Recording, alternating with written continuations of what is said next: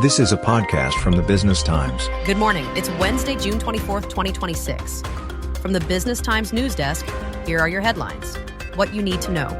U.S. Congress delivers its sharpest rebuke yet as both chambers have now passed a war powers resolution directing President Trump to end the Iran war, though it carries no binding legal force. The U.S. and Iran offer conflicting accounts of what was agreed in Switzerland, raising questions over the durability of the peace framework. Asian markets bounce back after Wall Street's tech-led sell-off sent the Nasdaq down 3.3% overnight.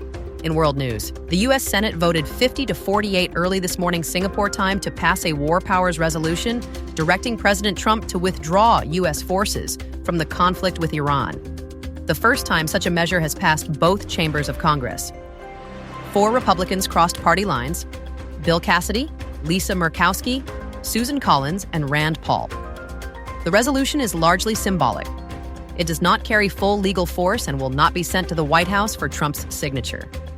A Reuters Ipsos poll released Tuesday found only 24% of Americans believe the Iran war has been worth the cost. Separately, conflicting accounts are emerging from this week's Switzerland talks, which concluded on Monday. Trump said overnight that Iran had agreed to nuclear inspections into, in his words, infinity. Tehran said it had made no such concession. The two sides also offered conflicting positions on financial incentives for Iran, control of the Strait of Hormuz, and Israel's operations in Lebanon, all central elements of last week's framework deal. Airbus said yesterday it will inspect 16 A380 aircraft, 5 immediately, after cracks were found in a key wing component on jets operated by Emirates and Qantas. The European Aviation Safety Agency has ordered urgent inspections of the wing spar structure on affected aircraft.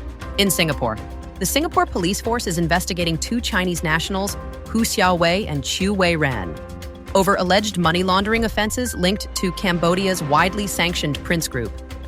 Chu was named in a U.S. Treasury sanctions designation on the same day.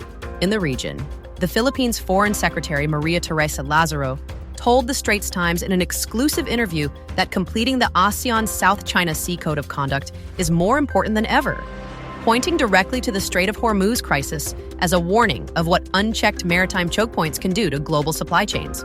She called a concluded code of conduct, quote, ASEAN's gift to the world. China has effectively stopped nearly all exports of some forms of tungsten to Japan this year, with magnet flows in May falling to their lowest since China's export control regime took effect last year. The slowdown began after Prime Minister Takaichi's November comments on Taiwan angered Beijing and is prompting calls for a diplomatic resolution. In companies and markets, Wall Street fell sharply overnight Singapore time. The Nasdaq 100 dropped 3.3%, and the S&P 500 fell 1.4%, dragged down by semiconductor stocks as investors scrutinized AI spending levels and priced in a more hawkish Fed.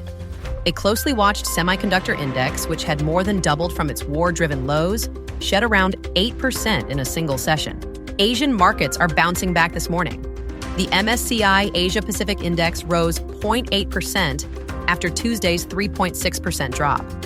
South Korea's Kospi climbed more than 3%, recovering from a 10% fall the previous session. Oil extended losses.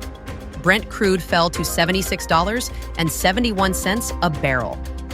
West Texas Intermediate slipped to $72.85, both near 4-month lows. Gold fell 0.5% to $4,087 an ounce. And stocks we are watching today include Singtel, StarHub, Hobie Land, and Propnex. For updates throughout your day, visit bt.sg and don't forget to check in with our Wrap podcast, Market Focus Daily, at 6 this evening for the day's market movements. This is a podcast by the Business Times. Find more BT podcasts at businesstimes.com.sg/podcasts or wherever you get your podcasts.